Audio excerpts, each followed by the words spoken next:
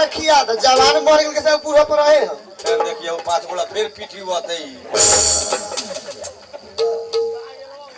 hello चलिए रेवल comedy programme में साथ देने बहुत बहुत धन्यवाद ज्यादा ही थोड़ा कम चलिए कॉमेडी के बाद में रिकॉर्डिंग स्टार्ट होने जा रहा बा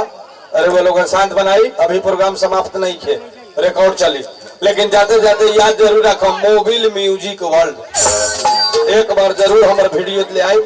आप देखी चाहे ना देखी लेकिन सब्सक्राइबर बेल आइटम जरूर बढ़ाएं पूजा जी हेलो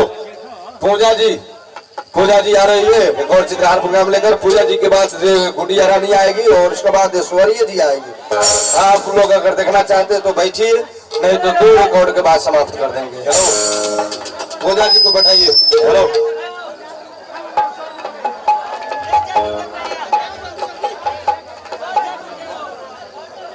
गाना सुनो ना